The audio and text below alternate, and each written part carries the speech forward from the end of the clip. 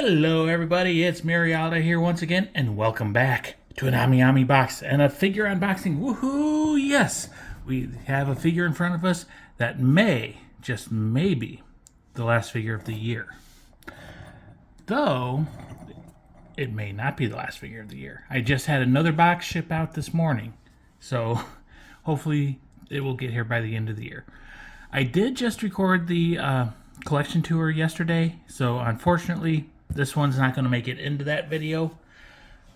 You got to record stuff when you have time, and time's one of those things that I don't have a lot of anymore, really. So, who is this? You know because you've seen the thumbnail and the title, but we keep up the mystery here until we get it open, which we are doing right now because we want to see this figure, and I've been waiting for her for a while. A lot of you are going to groan, but some of you may not. Some of you will be excited. So we've got the December Ami thank you card. Cute little Amiko and Lilico and gingerbread man, blueberries, cupcakes and stuff, and teddy bears and snowmen and Christmas trees. And on the back, she's looks like she's going to a convention. So we'll put that off to the side. We'll fold some flaps so we don't see some addresses. And we shall reveal behind the Ami paper. There she is. So just one layer. Let's see if we can get her out or if we need to remove the box first.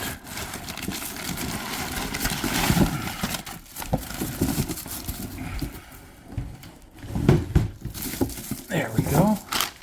Let me get this out of the way. I almost just hit my ceiling fan. So there she is in her tissue paper. And I'm sure you can see through the tissue paper that yes, it is Tokisaki Kurumi. We've got quite a few of the non-best state, but a good state nonetheless.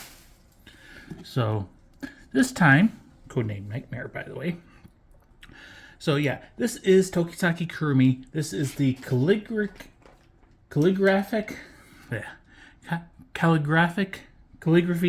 beauty.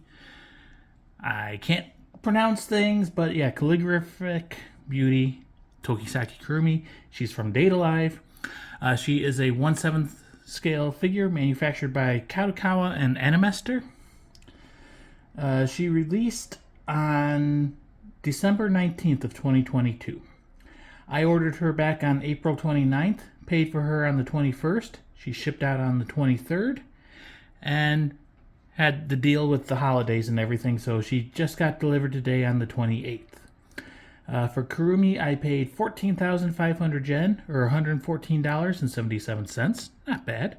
Shipping, however, was 8,004 yen, or $63.35 for DHL shipping. So, yeah, DHL shipping is expensive, but I wanted her here by the end of the year. I mean, it's been almost a month since I've opened a figure, believe it or not. But she looks pretty dang cute. And this was one that I saw, and I'm like, I gotta have it. Looking at some of the pictures of her, it doesn't necessarily look like you could, like if someone didn't know it was Kurumi, they may not go up and say, hey, it's Kurumi. But there are some identifiable features, and there's some not so identifiable features. Feels like a good corrugated cardboard box. We'll get her open and pull her out. So we do have some instructions. The clock is painted onto the window. Inside of the box, looks like it's just a golden liner. Nothing special about it. There is Kurumi in her blister. So she holds a brush. You put some scrolls in a pot and put the pot on the base. And then another brush and more brushes go onto the base as well. So we'll set that off to the side. And there is Kurumi in her blister packaging. So far from a distance, she looks good. Some people have gotten her already, and they complain that the gold paint is a little bit messy, So we'll see how she looks in my copy when I get her open. But so far, so good. I do believe there was another version of her as well with a different faceplate, but I didn't get that. More expensive, harder to find, all that good stuff. Let's go ahead and get her open. So there's tapes on that side and tape on this side. Pop the blister open. Pretty easy if loud, so loud. We'll pull out her base. So it's a pretty thick base, and it's solid thick. A lot of times they're hollow on the bottom, but they've got a backing plate, I guess. Upside down. Copyright 2021, Kadokawa, date of life 4, blah, blah, blah, blah. But it's like kind of just a tile base. You got the hole for the pot and for the table legs. So yeah. Next, might as well pull out her pot, or vase, or whatever you want to call it. So yeah, it's plastic, but it's made to look like a Ming porcelain vase or whatever. Got a nice design on it on both sides. There is like a little sticky out bit on the base, so it will only plug into the base one way. And it is hollow. You can see where they join the sides. So it is made in 2 halves, but they've reasonably well hidden the joint line. So that's nice. We'll pull out her brush stand next. And be careful when I was trying to get the tape done. It does feel like these brushes could move a little bit and catch on things. But yeah, so we got 2 empty hooks for the ones that she's holding, and then a bunch of different styles of brushes. Quite detailed. There's, you know, grips and ribbing and everything. And then the base, bottom, it will only plug into her table one way, which I'm assuming is this way.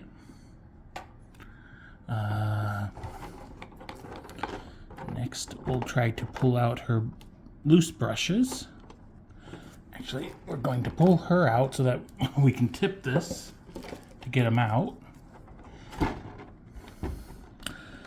Not that it would have worked anyways, because there's 2 layers of plastic on it.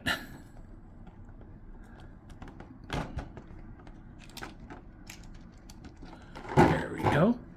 Okay, so we've got 1 brush, and the second brush actually looks like it has ink on it, so it's a little bit dirty. I think this is the one that she's going to be holding, like she was actually writing.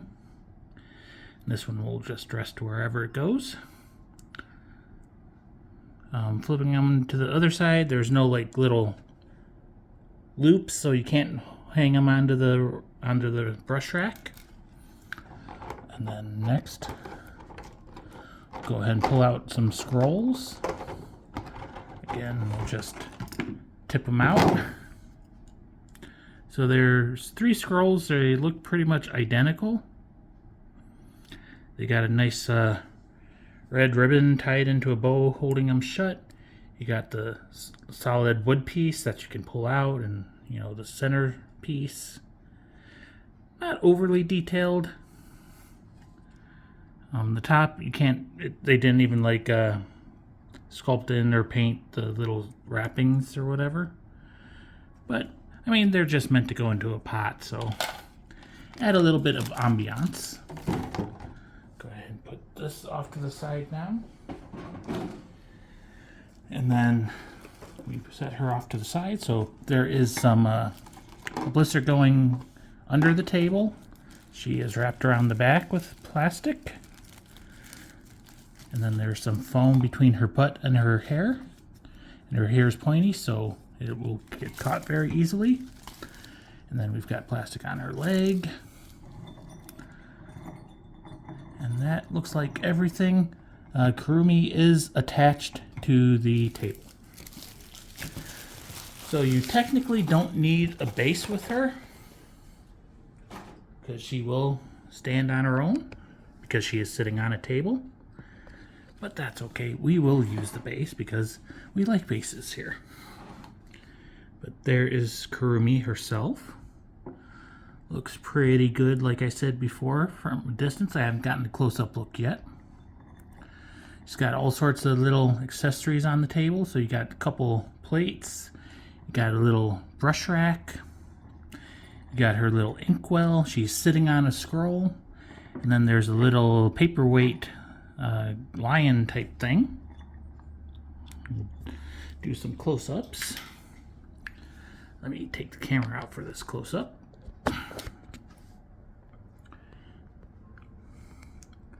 So there is Kurumi's face, and we do see her clock eye. It's got some times in there. She's got a gentle smile on her face. The hair does appear to have some very light red shading. She has her cleavage covered up, but she's wearing a nice red dress with some gold details. If we look underneath, we do see some underboob cleavage. We do see a cutout on her stocking showing off some thigh. She's got some translucent sleeves on, so you can see her arm underneath. And little tassels hanging off of various places. There's one hand resting on the scroll. Another hand that will be holding the brush. Again, more tassels. Good legs. Her right shoe is coming off. She's keeping it on with her toes, but it's loose from her ankle. And the paint does look reasonably clean to me, at least on that one. Her other foot is solidly attached into the shoe. Some nice detail work on her china dress on the front flap. And so far, paint line looks pretty clean there and there. So yeah, as I said, some people have complained about the paint line. Yeah, it's maybe a little bit messy right there. We do see a little indent for her spine line in the small of the back, and it is a deep indent. She's wearing a little choker. Her hair is tied into buns with little ornaments on top of them. And it does look like she does have the asymmetric twin tails, so the short one over here and the longer one over here.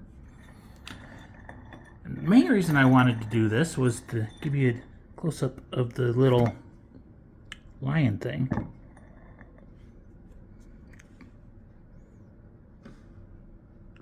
Looks quite detailed. And then I guess she's just sitting on like artwork. So let's go ahead, put the phone away, and we'll get her assembled and we'll do some spins and just see how she looks. So first I will put the brush rack onto her table. And it kind of just sits in there, and then a little bit of pressure gets applied. Let's have her. I'm going to put the loose brushes down for now. We'll just go ahead and throw some scrolls into the pot. And we'll put her onto the base.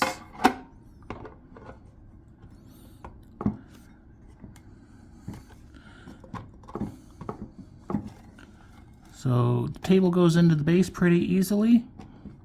And once you apply pressure, it's pretty firm.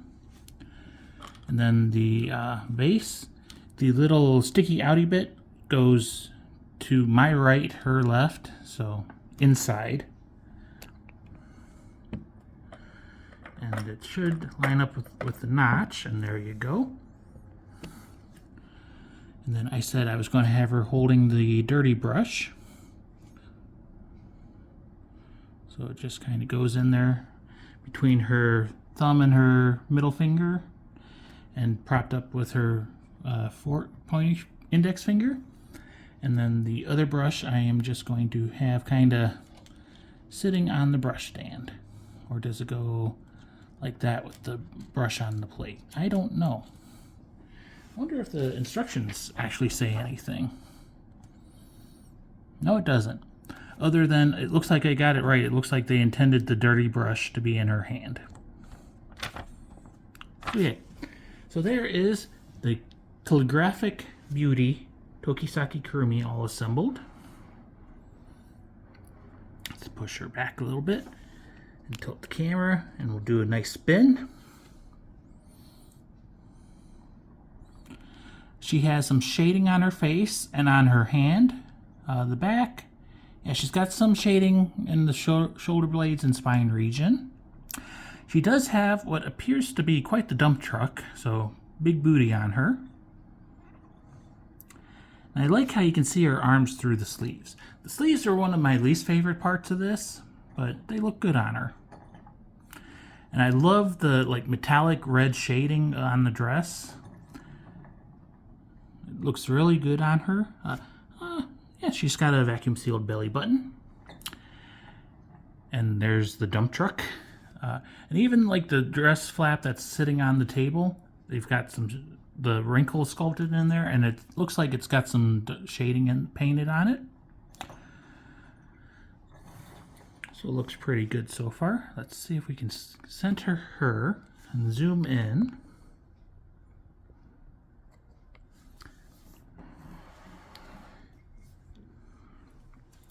And we'll spin her face. So I think Kadokawa and Animester did a pretty good job on her. Quite the detailed table and accessories, and she's detailed it quite well. Which is a good thing, because the Emilia China dress version that just went up and sold out and everything, she is also made by Animester, and so is Amagi, that is coming out end of next year. So that's a good sign if Kurumi turned out good. So we'll spin the chest region.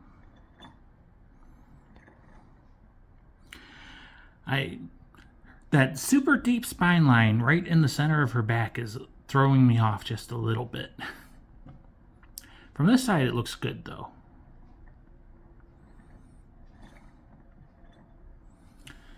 Okay, and we'll tilt down a little bit more. We got to get a good shot of that dump truck. Yep, she's got some cake. And it's quite the tight dress. The way she's sitting, you can tell it's being stretched over her booty crack. So it looks pretty good. And there's her vacuum sealed belly button. It's not super obvious, but it is there. And we'll get a shot of her cleavage in a second. We'll just go down with her lower region now and spin. So pretty detailed shoes. Looks very good. The red has some black shading in there too. Yeah, this is an exciting spin around, isn't it? But yeah, good detail at the end of the flap. And let's see if we do this and spin this. Can we lower the camera anymore? There we go.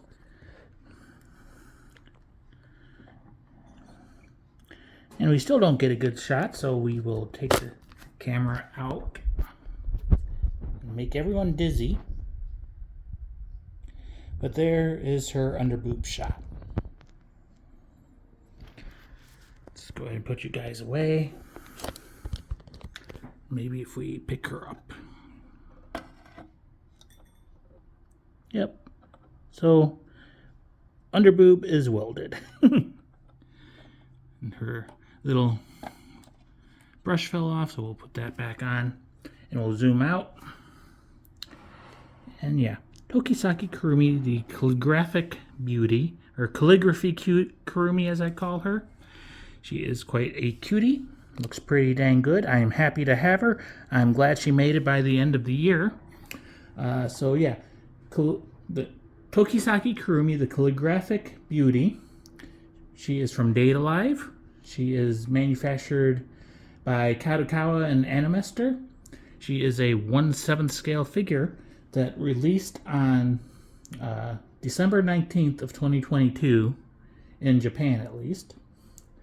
And she wasn't actually that expensive. She was only 14,500 yen, which is $114.77. So I think she looks good. I'm happy to have her. She will fit in my Kurumi clone army quite well. So yeah, I hope you enjoyed. As I said, I have another box that shipped out this morning. Don't know if they'll be here by the end of the year or not. The tour has been recorded and uploaded. It will be premiering on December 31st at 3 p.m. Eastern Time. So it's going to be a premiere. I'll be in the chat, so if you want to watch, you can. And if you don't like tours, then don't watch. Anyways, I hope you enjoyed. I'm out. I'll see you soon. Bye-bye.